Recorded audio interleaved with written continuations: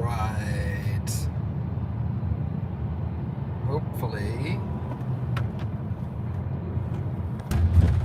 Hopefully people come into this one. We'll see.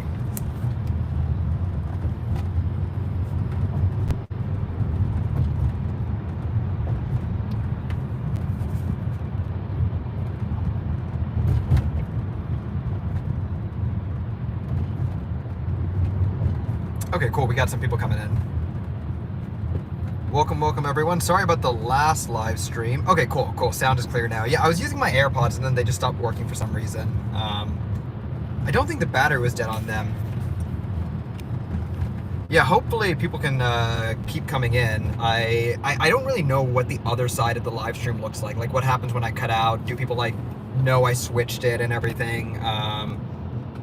So I do apologize. YouTube doesn't have the best live streaming experience, honestly. YouTube's live streaming experience is kind of junk, to be honest. I used to live stream into China, actually, because I used to teach English to Chinese kids, and the live streaming platforms I used over there were way better. Like Quadjia was like a really big one, way easier to use, had way more features, overall solid. All right, perfect. Glad everyone's able to come in. What am I cooking tonight? So I'm actually not cooking. Me and my brother are going to go to Terry Black's in, what is it, downtown Dallas? Yeah, Deep Ellum. In Deep Ellum, Dallas. And we're going to get barbecue today. So that's what we're doing. I'll be sure to show you guys a quick view of it. But we'll just keep answering questions until then. All right, audio is good. Great to hear. So anyone that had a question from the previous stream, could you like posting? I can't see it and I don't remember everyone's questions. So Pranjal, I think I was in the middle of answering your question. The question you had was, what are the skills needed for an entry-level data analyst or data scientist? And my basic answer was, go to whatever job boards are popular wherever you are. For me, LinkedIn is usually where I post this stuff, or where I look at the stuff. And on LinkedIn, like you'll see what are the common skills people are looking for. That being said, if you're kind of looking for a list, I recommend knowing SQL, a programming language, usually Python or R, and a BI tool such as Tableau or Power BI. If you know those three things, even at I'd say above beginner level, because like, you don't want to be that person that like literally knows how to like write 5 lines of code. If you know those things at like a functional level, you will be better than most of the candidates that you're interviewing against for an entry-level position. That's what I recommend. Pre-Young Vlogs, do you recommend a MacBook 14 for a CS student? If you're able to, yeah, for a CS student, I think so, because I don't think, yeah, if you're programming, I'm guessing it, everything works on it like normal. So I would not see why not. I really want to get a 14-inch MacBook Pro, honestly. They just seem so nice, but they're a bit expensive. So I probably will do the 13-inch MacBook Air, or well, the MacBook Air, honestly. Jamil Aban. Hey Shashank, love your vids. Was curious about how you went about starting to freelance. I just went onto Upwork.com and made a profile over there. Looking between Upwork and Fiverr, I think Upwork allows you to make more money and handle projects with more professional companies, I believe. I've never tried Fiverr. It just doesn't really seem like the place for like data professionals to do as much. But I know Fiverr has a new data section where some guy was like, I will build a model for you for like $5. And I'm like, okay, so this is how the career of data science ends, I guess. But yeah. DJ Toller, do you use MongoDB at your work? I don't. I almost exclusively use SQL databases. My brother, though, so he's a software engineer, and he uses MongoDB for his personal projects. Do you use it for work? No. He doesn't use it for work, though. And him and his friend, who's another software engineer, are like big stands for MongoDB, which I haven't used extensively, and I don't really understand. Probably because I haven't used it extensively. But, I mean, it seems like a great tool. Pranjal Ruthan, thanks, will surely follow your suggestion. Of course, and I have the free Python tutorial, the free SQL tutorial, the free Tableau tutorial, and a free statistics tutorial on my channel, so be sure to check that out. Chris Kennedy, I didn't ask a question earlier, but I was curious if you ever committed any blunders in your data analytics career that you learned from. Oh, 100%. Oh my God, I've made so many mistakes. Jesus. Probably the biggest mistake I made was I used to work in supply chain, and I was doing this like optimization project where I basically was like, like trying to decide, okay, like what warehouse should we run batteries from for each of our distribution centers. And I was telling them that they should take batteries from our New Jersey distribution center and send them to Vancouver, Canada. For those of you that are not aware, New Jersey's on the eastern side of the United States and Vancouver's on the western side of Canada. And the thing is, the reason that's such a big blunder was, one, it would have cost a lot of money and like it was just a horrible way to optimize the supply chain. But two, it was a problem that was that someone discovered by just visualizing the data. They just plotted the day. They just plot. We're downtown. Everyone's angry. I think this guy's mad at the red truck.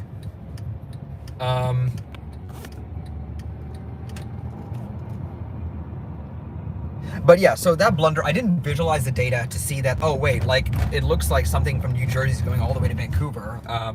It would have been a very easy thing to notice on a visualization because I would have just plotted every distribution center and then plotted colors and then seen like, oh look, there's an orange dot on the opposite end of the continent. So that kind of taught me that you need to sanity check everything you do because you'd rather delay a project and find your own mistake than have someone in production find your mistake for you. Yeah, and that's what I would recommend. Hi there, but is it worth going back to school for a Master of Data Science? I'm skeptical of the value, honestly. I know I got to talk to one of the biggest data science YouTubers on YouTube. I'll let you guys take a guess as to who he is. And we were just texting one day, or no, we were messaging one day. And I was asking him, I'm like, yo, do you think like a Master's in Data Science is worth it? Long story short, it definitely wasn't a yes. I'll put it that way. The answer was not yes. It wasn't a no, but it wasn't a yes either. So I'll just leave that nugget with you. I don't have a master's myself, so I can't speak too much to that. Did you? So Luke's saying, did you end up getting a degree or starting without any background knowledge? I am completely self-taught.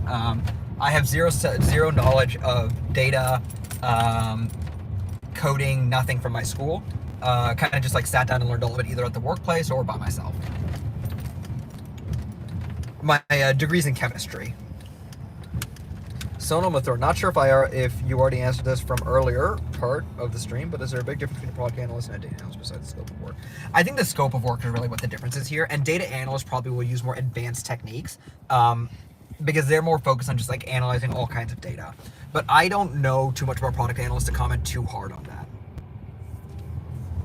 How often do you see accounting majors in your field? I see a lot of accounting majors wanting to transfer into the field. And I know that one of our biggest supporters, Paula's Picks, she's not here today, she's usually here though. She is, I don't know if she's an accounting major, but she's an accountant who wants to transfer into data science. Oh, hey, look at that. So the Omni Hotel always has a, in downtown Dallas, the Omni Hotel always has its like its wall lit up for something. And I don't know what it says. It says something. There's probably a game going on today. Oh man, this building's covering it. So we're in downtown Dallas right now. Brother driving the manual. For those of you in America, you know how rare that is. All right, what do we got next? Prunter Rothan, for practice, Python SQL visualization, which resource do you suggest? First of all, my videos, they all have live practice inside, or they all have like not live, they all have real data sets in there that you can use, or really good fake data sets. Second, I would recommend Kaggle. And then Python, I recommend doing some lead code. It's just good to know some tricks that you'll like learn in lead code. And there's always a chance, I remember for one company I was interviewing with, they had a software engineer interview me. So he asked me like lead code type questions. And so I would recommend doing some lead code because if you go for a small enough company, there's a chance that a software engineer interviews you and they give you like lead code type questions. Does your fashion sense help with where you work? I think your fashion sense is one of those, like, I think a lot of life, honestly, is just the amalgamation of all the small efforts you make. Like, you can make like these big pushes and these big efforts. Like learning to code in Python was one of the big efforts I made in my life that like has paid multiple dividends. And I think fashion is kind of like one of those in this industry, in the tech industry, is one of those like things that pay. That's those small things that can like really make you stand out, quite honestly, in a good way. Because it just goes back to the halo effect, right? For anyone that's not aware, the halo effect is this idea that like good-looking people, so like good-looking men and women, people associate more like good characteristics with them. Like they're smart, they're this, they're that. And that's just called the halo effect. And so I think, you can't really do anything about your, physical appearance, outside of like, maybe some styling of your hair and stuff. But your fashion sense is something that you can do quite a bit about. Now, I will be the first to admit I have literally zero fashion sense, but it is something that I do want to work on in the near future, especially working at a retail company, a fashion retail company. I probably should. So I think, long story short, your fashion sense won't hold you back, at least for a while in tech. But I think there's always a benefit to having a good sense of fashion, It might be small, but I think there is a benefit to it.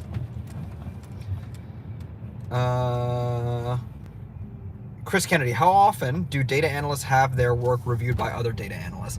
It depends quite, how many data analysts are on the team. I think it's always good to have other data analysts review your work.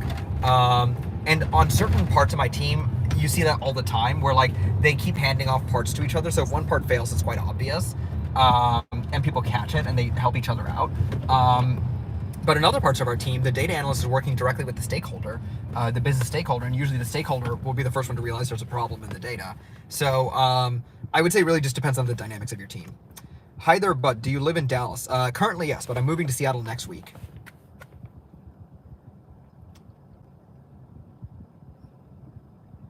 All right, what do we got next?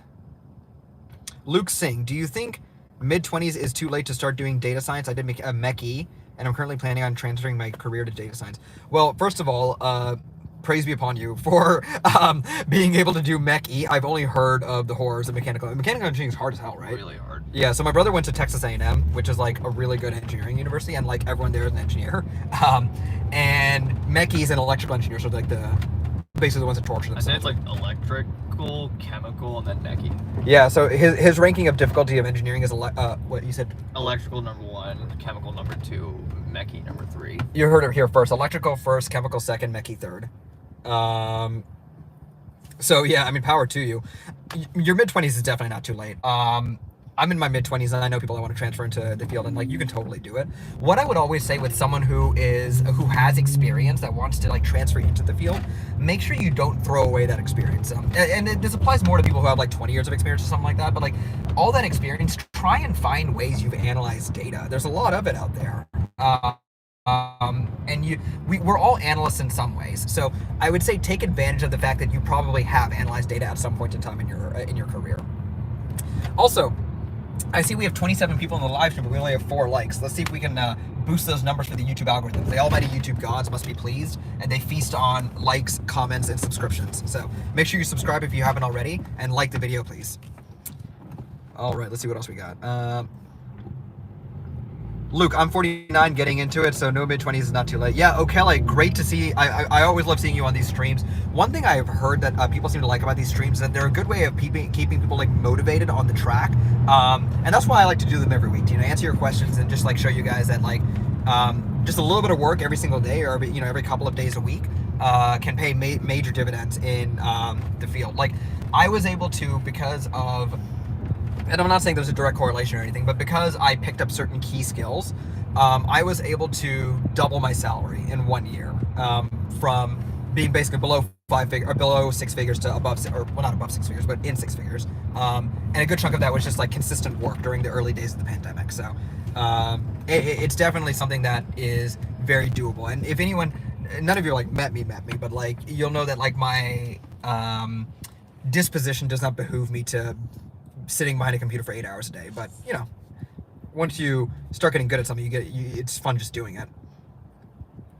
Chris Kennedy, I'm 36, Luke. I'll be finishing undergrad next May. Congratulations, Chris Kennedy. What are you getting your undergrad in? Pranjal Rathan, for beginner remote versus on-site job, which one do you suggest? On-site, 100%. I 100% suggest on-site. Thays, you're a beginner. Do you suggest on-site or remote for other beginners? Hybrid. They just suggest hybrid. Okay, 2-3 or 3-2 in favor of being in the office. I'd say mostly be at the office if you can. Mostly be at the office if you can. So my brother, he's less than a year's worth of experience, and he recommends hybrid, but with a bias towards being in the office. Weeb course, great to see you. Great to see you.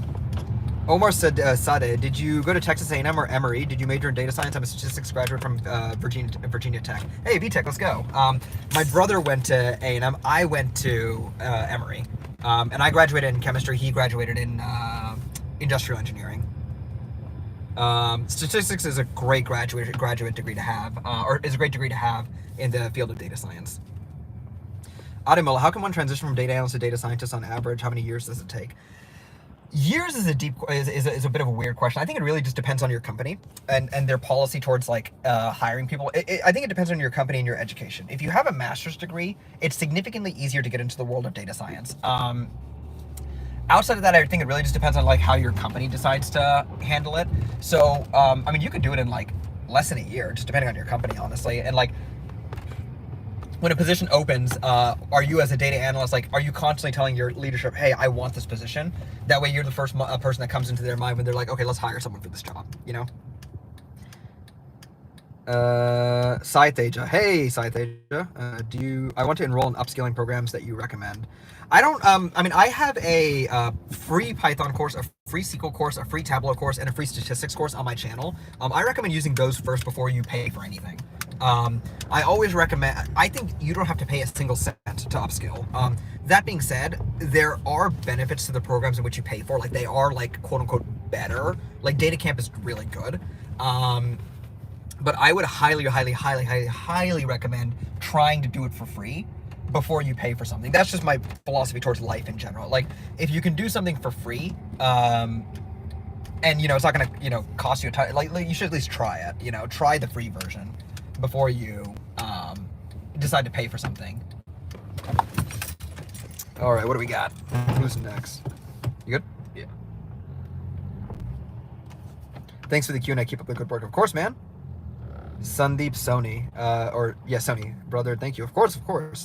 Just started Tableau Shashanka. I'm finding it fairly easy. That's awesome. I'm glad to hear. Tableau is supposed to be a fairly easy program to use.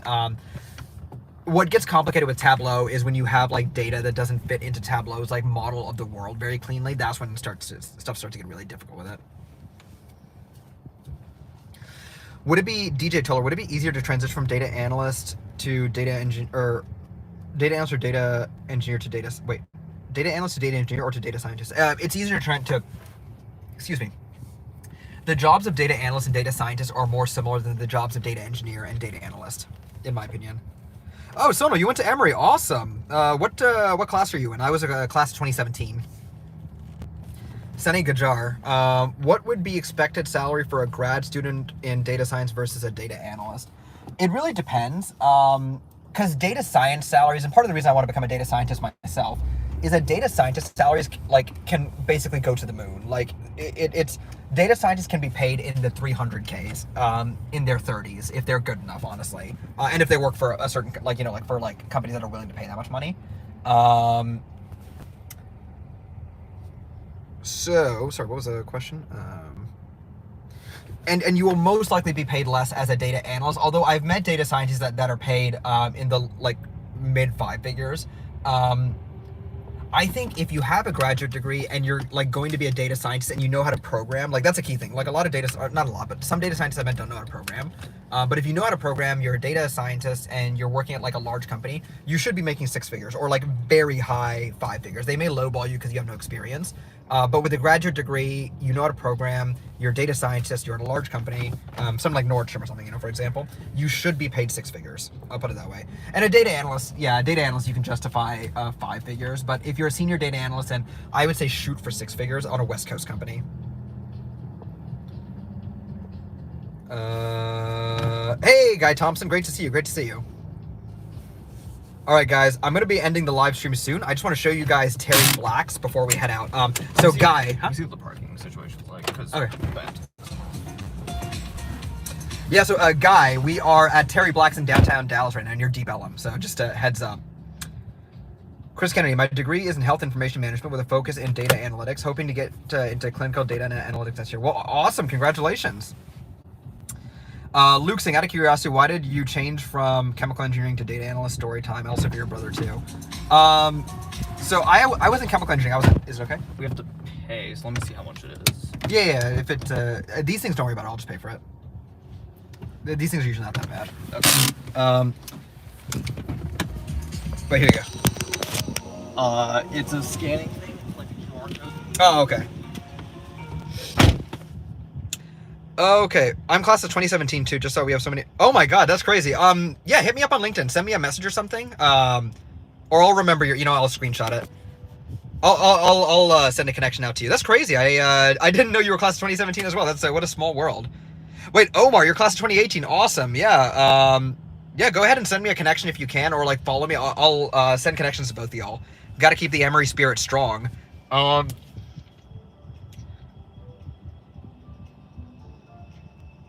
right, so I think. Oh, he still has. The car's still on. Yeah. So Luke Singh, to answer your question, long story short, I was planning on becoming a doctor like every other brown guy in the world, and just didn't find it interesting at all. And I didn't quit early enough. I really should have quit a lot sooner. Let's see. Omar Sadeh. D. Preparing for data analyst interview on Tuesday. SAS EG. First data analyst job interview. I mainly deal with finance, my forte. Awesome. That's awesome. Congratulations. You good? Still loading. Oh, okay. Oh, wait. Is it the?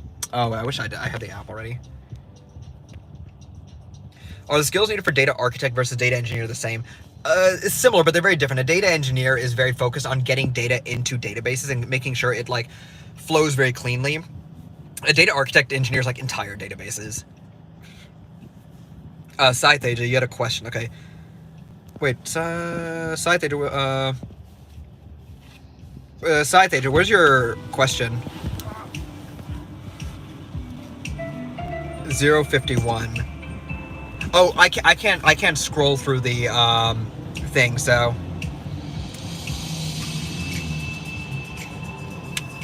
So, Scythe, just send your question in again.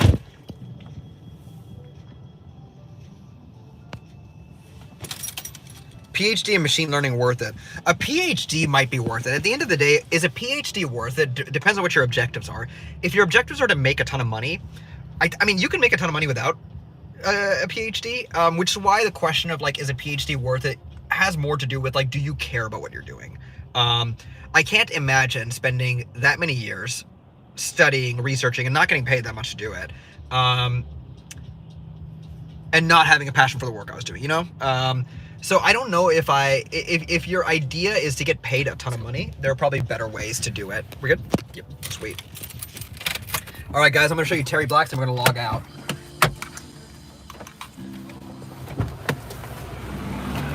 Okay.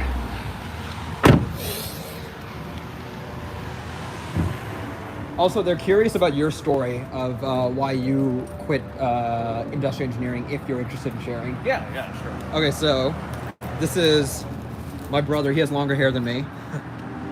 We're going through Deep Elm right now. Okay, so why did you? You're a Texas A&M grad, class of what? 2020.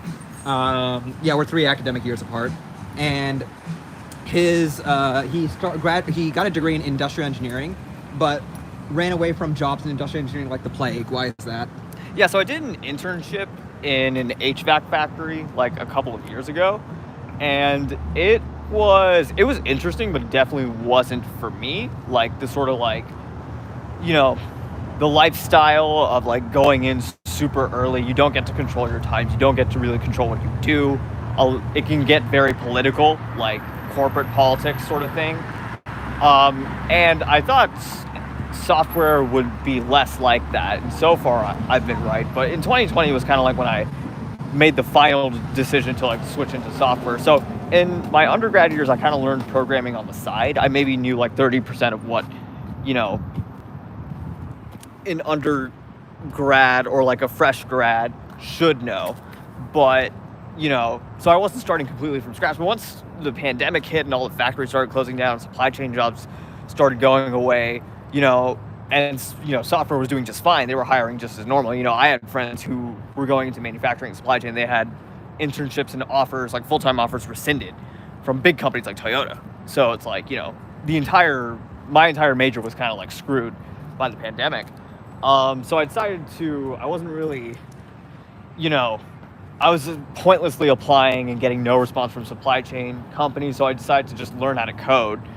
I have a friend who's an engineer at Facebook, so he was, gracious enough to take time and teach me the basics of web backend. So I actually approached a friend of mine. I knew she had an app idea, so I approached her and told her, like, hey, I'm learning how to code. I'll prototype this for you for free. And she was like, okay, cool. Rather than pay a developer, I can just get the same thing for free. And so me and him, the Facebook guy, he kind of acted as a software architect, and I acted as the, software engineer, where he would basically say, this is how it should be designed. This is what you should code. So this is how it needs to be designed. Just write code that does that fits that design. So I did that, and I was applying. So I wasn't getting responses back even after I got the, even after I was building out the back end and the front end. So I decided to just go on to LinkedIn and Indeed and search up back-end jobs Dallas. And I saw that most of the job listings were requiring .NET. We wrote the back-end in Flask and Python, but most companies in Dallas want .NET skills. So I rewrote the back-end in .NET using some YouTube videos. And the thing is, once you understand one back-end framework, you understand the basics of most of them, because they all want to conform to one standard, so it's easy for developers to switch between them. And like my brother mentioned, when I got to the interview eventually, I showed the hiring manager my code, which was basically this back-end REST API written in C# and .NET, and I think that's what convinced him to take me on, even though I technically had no prior experience. But yeah, that's my story overall. I'm a big believer in like practical experience and learning by doing, by reading about something. And get a practical project where you can learn these things. That's You heard it here first. How an industrial engineer became a software engineer. All right, we'll answer a couple more questions while we're waiting for our barbecue. So we're in Terry Black's in Deep Ellum, Texas. Deep Ellum, Dallas, in Texas. All right, so Ty, let's see what your question is. That's a tour. Oh, that's a tour. Oh, sorry, we were waiting for the tour. Okay, so.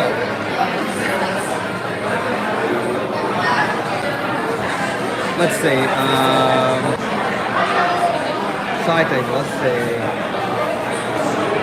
After I've learned the course, how can I get a chance to prove myself? Apply to jobs, that's all you can do. Like, if you've done a course and everything, build a portfolio project and just start applying to jobs. Those are the only two things you can do. Those are the only two options I'd say. Are you proficient in Python? Relatively so. I wouldn't call myself like an expert at it, but I can find my way around it. Yeah, so Luke Singh switched to data science because he hates engineering. Similar to someone I think. Yeah. Can I get a data analyst job by sitting in India then moving there? I don't know if you can get any job in any country by sitting in a different country. That's a tough question. I will one day bring someone I know who actually did that. I was born and raised in the US, so I have no insight into that process, quite honestly. Shave ASMR. Yo, I finally caught you here. Hello from Australia. I have an undergrad in molecular biology and biochemistry. I'm going to start a master's in data analytics. Do you think that's a good path? Yeah, I mean, I think if it's what you want to do, it's a good path. That's all that matters. It's all about, if you want to be a data analyst, that's a good way to do it. Then getting a master's in data analytics is perfectly fine. I have a degree in chemistry, and I don't use that at all. And the cool thing is, a lot of people in the natural sciences have no technical skills, as in they don't know how to code anything.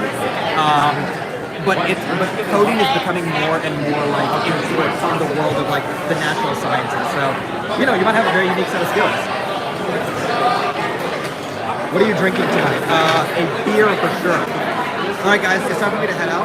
thank you so much for your attention. I'll give you guys, I'll do a quick run through of Terry Black's and then I'm gonna head out, okay? So you'll see it's kind of like a food hall style. You wait in line, you get your barbecue. Everyone here's wearing plaid. And you'll see, you know, they got all kinds of stuff, so really cool place. All right, guys, have a good day.